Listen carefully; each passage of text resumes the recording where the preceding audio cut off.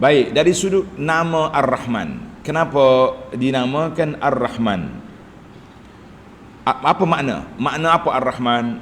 Tanda pelajar.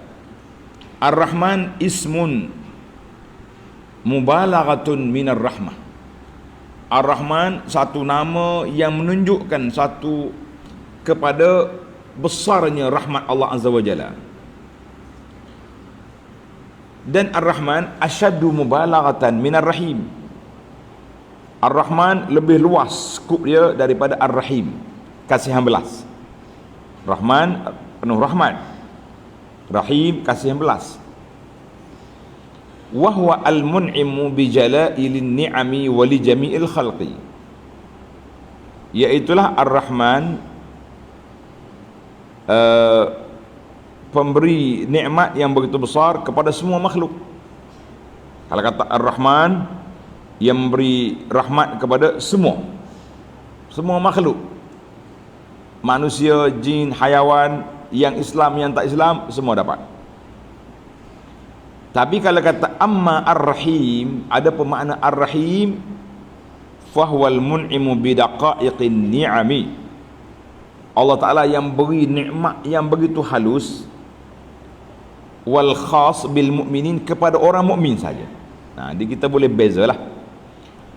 Qala al-Imam at-Tabari, Ibnu Jarir ini at-Tabari rahimahullah, dia kata Ar-Rahman, sifat kasihan belah Allah Ta'ala tu li jami'il khalqi, pada semua makhluk. War-Rahim, kasihan belah Allah Ta'ala kepada orang mukmin saja. Nah, sebab tu Ar-Rahman ni, oleh kerana dia bersifat dengan sifat pemurah, Rahim, Rahman, rahmat dia tu, dia beri semua makan, tak kira orang kafir ke orang Islam.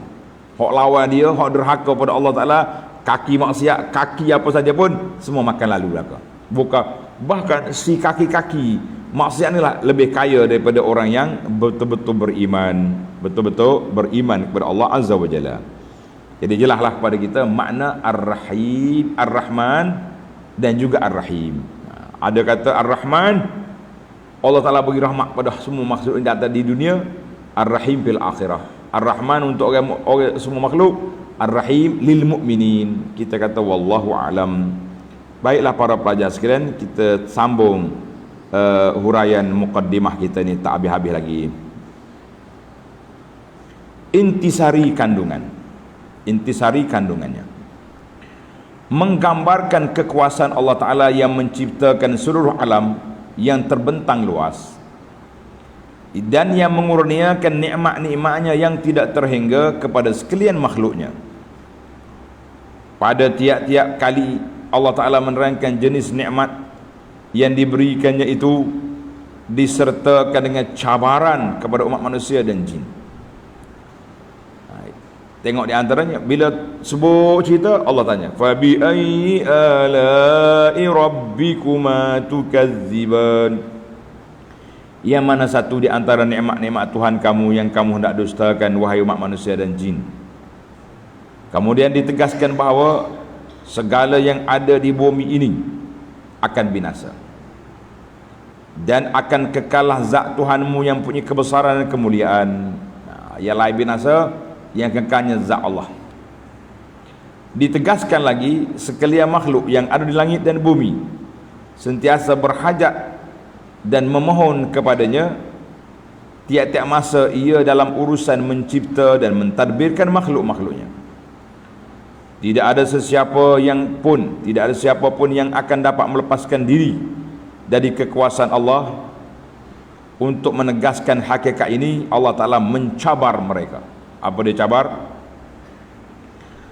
Ya ma'syaral jin, wahai sekalian jin dan manusia, kalau kamu dapat menembus keluar dari kawasan-kawasan langit dan bumi untuk melarikan diri dari kekuasaan dan balasan kami, maka cubalah menembus. Saya lelah pergi,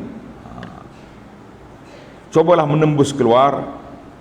Kamu tidak akan dapat menembus keluar melainkan dengan satu kekuasaan yang mengatasi kekuasaan kami, masa akan dapat, maknanya tak mungkin boleh. Setelah menggambarkan alam akhirat dan balasan yang disediakan untuk orang-orang yang beriman, serta beramal saleh, dan balasan orang-orang yang kufur, engkar. Maka surah ini diakhiri dengan menegaskan kesucian nama Allah, Tuhan yang punya kebesaran dan kemuliaan, Dzul Jalali wal Ikram. Dzul Jalali wal Ikram. Baik para pelajar sekalian, kita pindah pula kepada maqasidus surah dalam kitab Al-Muharrar. Apakah objektif surah ni? Surah ni apa objektif dia? Surah Ar-Rahman, at-tazkiru bi'azamatillahi ta'ala, memperingatkan tentang keagungan Allah Ta'ala, wa bayanu janibin min ni'amihi, untuk menjelaskan satu sudut daripada nikmat-nikmat Allah Ta'ala ke atas makhluknya di dunia dan juga di akhirat. Wal inkar, mengingkari, ala man akhalla bimujabi syukriha, mengingkari siapa yang melakukan perbuatan yang yang tidak membawa kepada syukur kepada Allah Azza wa Jalla, maka orang ini kita engkarkan kepada orang itu. Dia ambil nikmat Allah, Tuhan bagi nikmat banyak, dia ambil tapi dia tak syukur, maka ini manusia yang kufur, manusia yang rugi di dunia dan rugi di akhirat. Baik para pelajar, maudu'at as-surah, tajuk-tajuk dalam surah ini dia bincang tentang apa? Ada 6 perkara, poin utama, poin besar, 6 perkara. Yang pertama, al-bad'u bis-sana'i 'ala Allah Ta'ala. Allah Ta'ala mula surah ini dengan memuji Allah, dan wal minnati 'alal khalqi, anugerah Allah Ta'ala beri kepada kita dengan mengajar Al-Quran. Allah Ta'ala ajar kepada kita Al-Quran.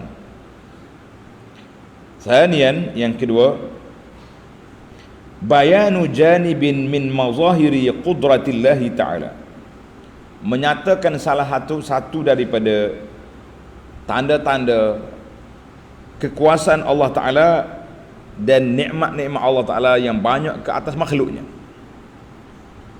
Tiga, thalisan, at-tazkiru bi fana'i kulli man ala zahril ard,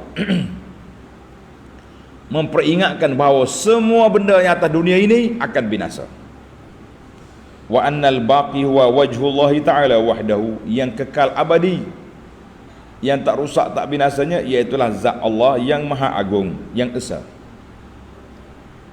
Rabi'an, yang keempat, tahaddil jinni wal ins, Allah cabar dalam surah ini jin dan manusia. Kalau tak mau ikut perintah aku, tak mau taat pada aku, enfuzu min aqtaris sama, keluar kamu daripada dunia aku ni.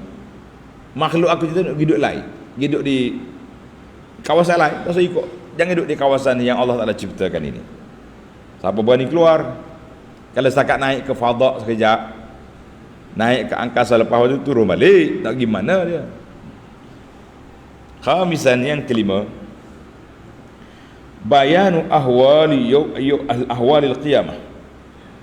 Allah Ta'ala sebut juga dalam surah ini huru-hara pada hari kiamat. Huru-hara pada hari kiamat.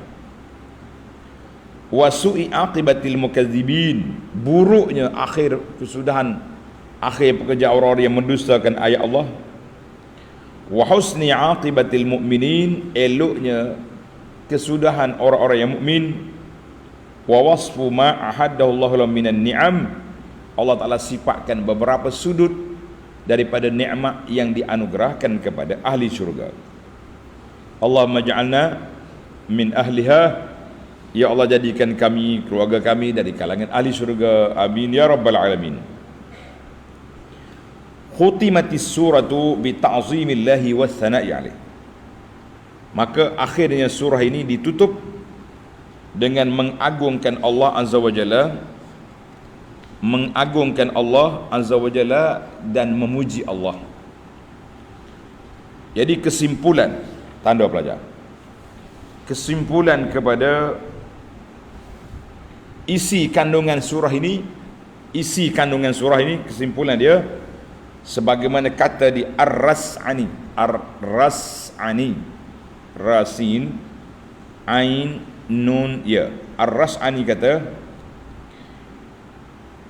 jami'u ma ya'tika fi hadhihi surah, semua ayat-ayat yang datang dalam surah ini ada beberapa isu. Yang pertama, imma tahdisun bi ni'matin, Allah Ta'ala cerita tentang nikmat dia, itu.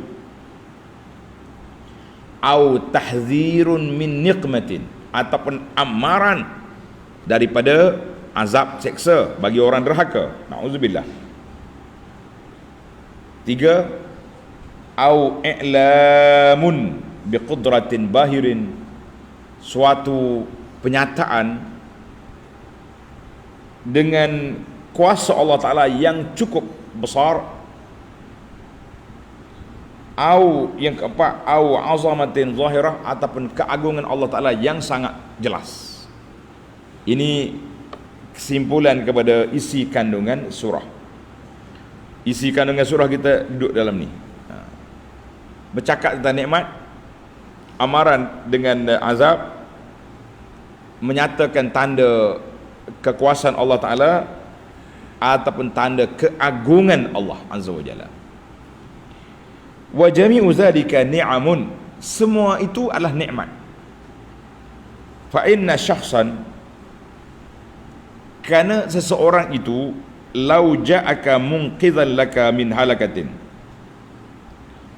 kita nak jatuh dalam lubang, contohnya dalam gaung yang dalam, tiba-tiba datang orang pegang kita, dia peluk kita, tarik, kita lupa, kita tak ingat, tak nampak ada lubang kat depan tu, nak jatuh, ada orang lain mari pegang kita, tak tarik,